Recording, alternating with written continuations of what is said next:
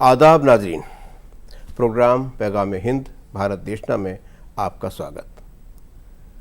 नाज़रीन, आज बात करेंगे हिंदुस्तान की तारीख के उस सुनहरे पन्ने की जब सदियों के तवील अरसे के बाद इस मुल्क ने यकजहती और कौमियत की, हुब्बुल वतनी की ऐसी मिसाल कायम कर दी कि लड़ाई हारने के बावजूद हर हिंदुस्तानी अपने मुल्क की क़ुव्वत पर, अपनी मुश्तरका तहज़ीब पर, अपनी साझा विरासत पर फ़ख्र का एहसास करने लगा।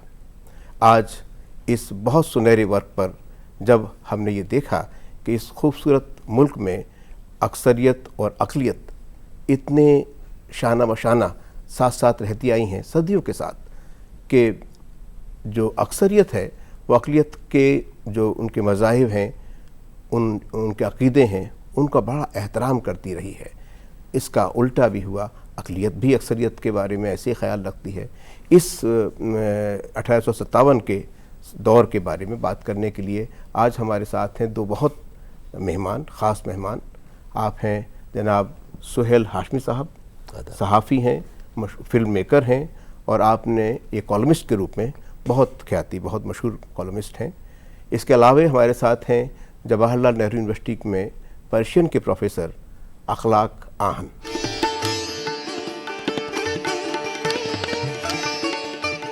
मॉडर्न लिटरेचर में जो भी मूवमेंट्स नए नए शुरू हुए, पहले वो यूरोप में शुरू हुए, उसके बाद में वो हमारे यहाँ शुरू हुए। हमारे यहाँ भी उससे पहले लिखा जाता रहा, लेकिन उन फॉर्मेट्स पे, उन कहिए कि शैलियों में लिखा जाने, नई कहानी अंग्रेज़ों से ही आई। सोनेट और जो उर्दू, ये जो यानी यूरोप की जो कहिए कि काव्य शास्त्र था उनका, वो सीधा सीधा हमने लिया और आज तक लेते आ रहे हैं। यानी यूरोप में जो चीज़ होती है उसके कुछ साल के बाद में वो हमारे पास में आती रही। तो इसमें एक तरीके की एक इंटरैक्टिव एक फिनोमिना सा रहा ये। इसमें कुछ हमने उनसे लिया, कुछ उन्होंने हमें दिया। अच्छी बात ये थी कि हमारे यहाँ जो जागरूक लोग थे, चाहे वो राजा राम मोहन राय थे या ईश्वर चंद्र विद्यासागर थे या देवेंद्र टैगोर थे या इवन दयानंद सरस्वती जैसे लोग थे, तो उन्होंने वहाँ के रिनेशा का फ़ायदा उठाते हुए उन तमाम चीज़ों को यहाँ भी लागू करने की कोशिश की। अब जबकि अंग्रेज़ चाहते थे कि एक जो स्टेटस को रहे, यथास्थिति रहे, सती प्रथा को हटाने में उनकी कोई दिलचस्पी नहीं। देखिए, मेरा ख्याल है कि एक बहुत इंटरेस्टिंग चीज़ इस दौर में हो रही है। 1857 को क्रश करने के बाद, ये उससे पहले की हम लोग कर रहे थे, तो 1857 को क्रश करने के बाद जो दोबारा एक संगठित शुरुआत होती है आज़ादी की, वो उसके 30 साल बाद है। ये पीढ़ी जो बच्चे थे उस वक्त 1857 में, वो जब 35-40 में पहुंचते हैं तो उस वक्त आज़ादी की 1880, वो चाहे स्वामी विवेकानंद हो या नहीं, मैं फ्रीडम स्ट्रगल की बात कर रहा हूँ। ये कॉन्शियसनेस कि हमको as a nation we have to move, पूरे हिंदुस्तान को इकट्ठा मूव करना है, ये कॉन्शियसनेस 1880 से शुरू हो जाती है, तिलक और इन सब के वक्त में। और उस वक्त ये रियलाइजेशन पैदा होता है कि 1857 जैसा एक्सपेरिमेंट अब नहीं हो सकता, क्योंकि उस वक्त हिंदुस्तान के बड़े हिस्से के ऊपर अंग्रेज़ों का राज नहीं था। अब पूरे हिंदुस्तान पे अंग्रेज मुसल्लत हो चुका है। बिल्कुल। अब पूरे हिंदुस्तान के लेवल के ऊपर इनके खिलाफ जद्दोजहद करनी होगी। मसला यही था कि कॉन्शियसनेस अभी तक अवाम के लेवल पे लॉयल्टी अपने लोकल राजाओं के साथ थी। तब हमने पर एक बहुत बड़ा हिस्सा तो राजाओं के इलाके में था ही नहीं था। वो नहीं था, वो तो अंग्रेजों के ही अधीन था। वहां अंग्रेजों के खिलाफ युद्ध हो सकता था, लेकिन अगर पूरे हिंदुस्तान में करना है तो एक हिंदुस्तान की परिकल्पना करने की जरूरत थी। ये वो प्रोसेस है जिसके अंदर भारत माता का और दूसरी बातों का नहीं, सिर्फ नहीं, India as a political cultural entity, Bharat की छवि का विकास जो है ये 1857 के बाद शुरू होता है, और इसको तोड़ने की साजिश भी इसी दौरान शुरू होती है। अखलाक साहब ने बहुत एक सही चीज़ पे इशारा किया था। मालूम हुआ हाल शहीदान गुज़िश्ता, तेगे सितम आईन आए तस्वीर नुमा है। फिराक गोरखपुरी को उर्दू अदब का महानतम शायर ही नहीं, बल्कि उन्हें उर्दू अदब और ज़बान की असल रूह को पहचानने वाले नक्कात की हैसियत से भी तस्लीम किया जाता है। फिराक कहते हैं कि मीर अपने वक्त के सबसे अजीम हिंदुस्तानी थे। उस दौर में हिंदुस्तान में उनसे बड़ा कोई शख्स नहीं था। गालिब और इकबाल को ये मकाम मैसर नहीं हुआ। गालिब को जहाँ तक उनका ताल्लुक़ है तो फ़िराक की नज़रों में उनके ज़माने में बहुत सारे दूसरी शख्सियात थीं जो गालिब से ज़्यादा मशहूर थीं और उनको बहुत लोग एहतराम करते थे, जैसे महर्षि दयानंद सरस्वती, राजा राम मोहन राय, रामकृष्ण परमहंस, दादा भाई नौरोजी, टैगोर, ये तमाम हस्तियाँ गालिब से बड़ी हस्तियाँ थीं। लेकिन ये बात भी सच है कि गालिब अपने ज़माने के सबसे बड़े हिंदुस्तानी अदीब थे। गालिब ने सर सैयद अहमद ख़ान के उस इस्तार को ठुकरा दिया था जिसमें उन्होंने गालिब से आईना अकबरी के नई एडिशन का दिबाचा लिखने की गुजारिश की थी। गालिब ने ये महसूस कर लिया कि अकबर की अज़मत सामंती दौर और सामंती निज़ाम की अज़मत के कारण है और हिंदुस्तान की बदलती तारीख़ में आईना अकबरी कोई रास्ता नहीं दिखा सकती। उन्होंने सर सैयद से दो टूक कहा कि साहिबाने इंग्लिस्तान को देखो, ये अपने आर्ट और कल्चर में कितने और आगे बढ़ चुके हैं। उन्होंने हवा और लहरों को बेकार करके आग और धुएं की ताकत से अपनी कश्तियां समुद्र में तैरा दी हैं। ये बिना मिज़राब के संगीत पैदा कर रहे हैं। गालिब ने मीर मेहंदी हुसैन मजरूह के नाम एक ख़त में फ़िक़्ह यानी इस्लामी धर्मशास्त्र की लानत मलामत करते हुए लिखा कि मियाँ किस किस्से में फंसा है। फ़िक़्ह यानी इस्लामी धर्मशास्त्र पढ़कर क्या मिलेगा? तिब ब नजूम ब हैत ब मंतिक़ ब फ़लसफ़ा यानी medical sciences, astronomy, logic, philosophy, ये सब पढ़ो अगर आदमी बनना चाहते हो। इसका मतलब ये है कि गालिब उस वक्त जो दुनिया में हो रहा था उन सबको बड़े गौर से देख रहे थे और वो चाहते थे कि अवाम, नई नस्ल जो होगी वो इन नई तालीम को हासिल करके ही हिंदुस्तान का मुस्तकबिल बना सकेगी। 1857 में मुग़ल दौर का आखिरी शिराजा बिखर चुका था। अंग्रेज़ ज़्यादा तेज़ थे, ज़्यादा ताकतवर थे और ऑर्गेनाइज भी थे। सुल्तान और सल्तनत दोनों ही खस्ता हाल थे। गालिब ने इन हालात पर तंज करते हुए कहा था कि हुई जिनसे तबक्को खस्तगी की, दाद पाने की, वो हमसे भी ज़्यादा खस्ताए तेगे सितम निकले।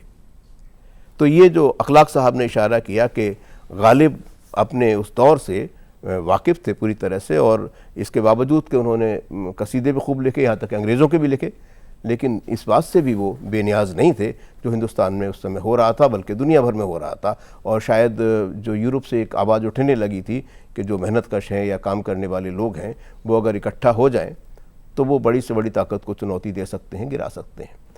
तो ये 1857 के सिलसिले में गालिब या गालिब के अलावे भी दूसरे अदीब होंगे, शायद उर्दू के अलावा दूसरी ज़बान में भी लिखने वाले लोग होंगे जो जैसे हाशमी साहब कह रहे थे कि आवाम की जो कॉन्शियस को हिट कर रहे होंगे, वो चाहते होंगे कि एक तरह से एकजुट होकर एक यकजा मुकाबला रखा जाए इसके इम्पीरियलिस्ट फोर्सेस के ख़िलाफ़।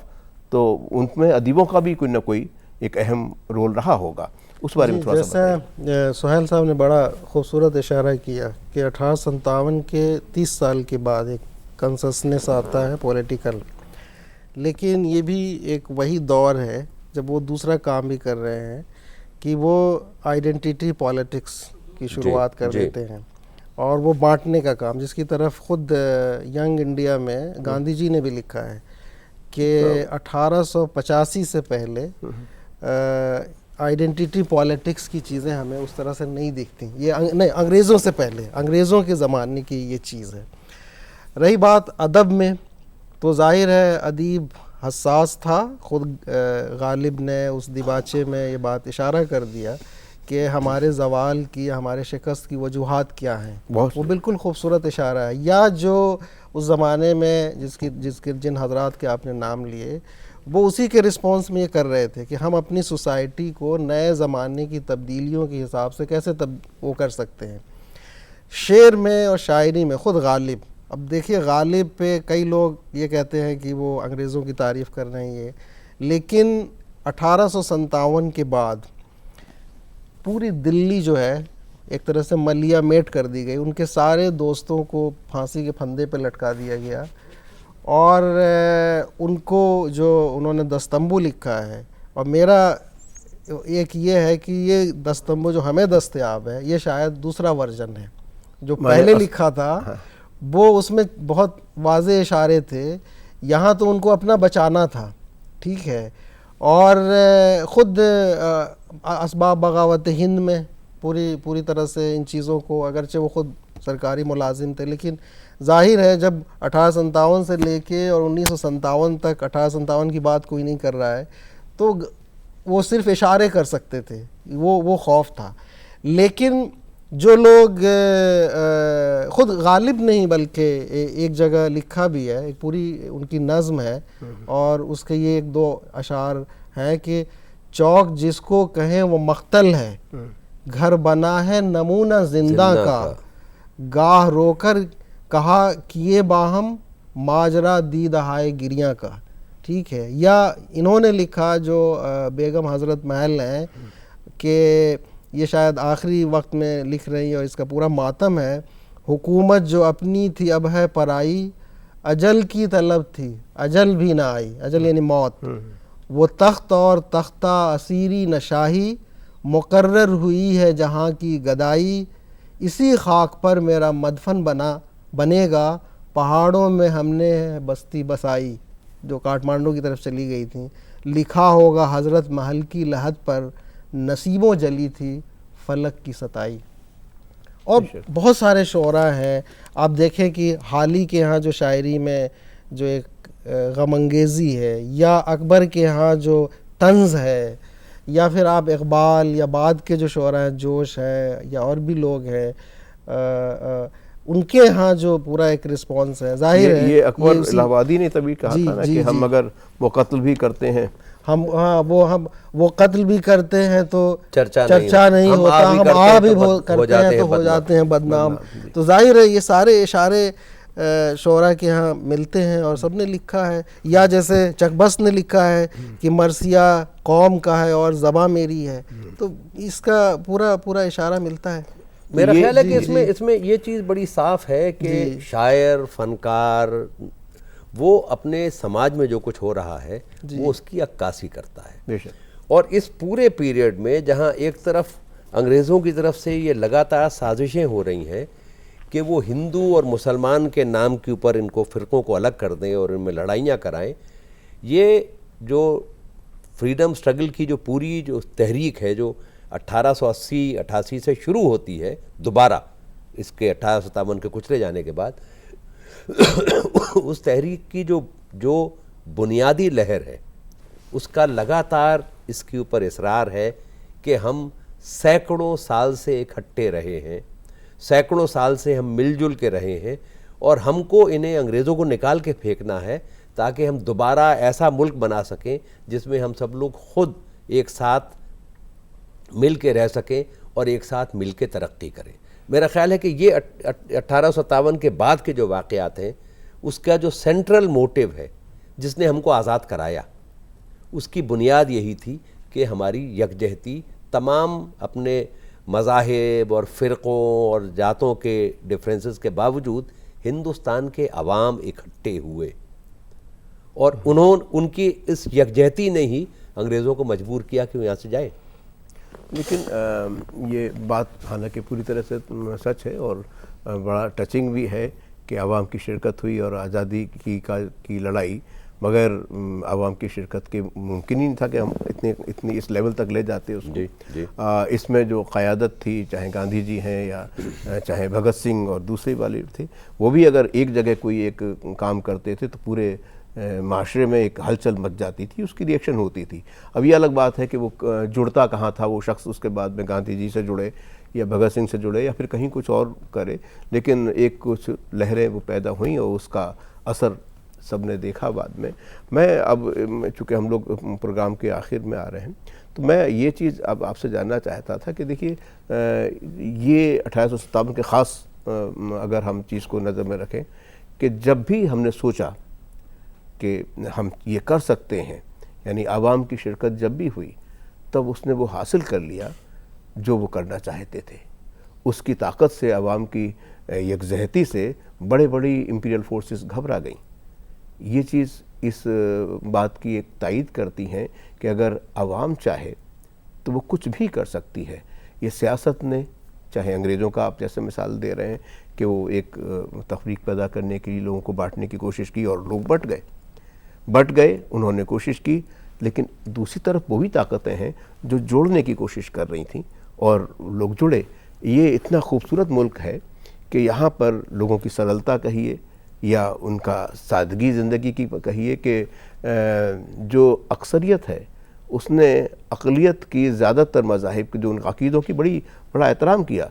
ये तमाम, चाहे वो कबीर हों, चाहे वो आपके ये रसखान हों, रहीम हों, ये जो धार्मिक कवि थे इनको माना गया, या इस मौसीकी से जुड़े हुए बड़े बड़े नाम हैं, इनको वो लोग इज़्ज़त ही नहीं करते, बल्कि इनमें से बहुत से ऐसे लोग हैं जिन्हें अपने देवी देवताओं के बराबर समझते हैं और दिल से इनका एहतराम करते हैं, इनको पूछते हैं।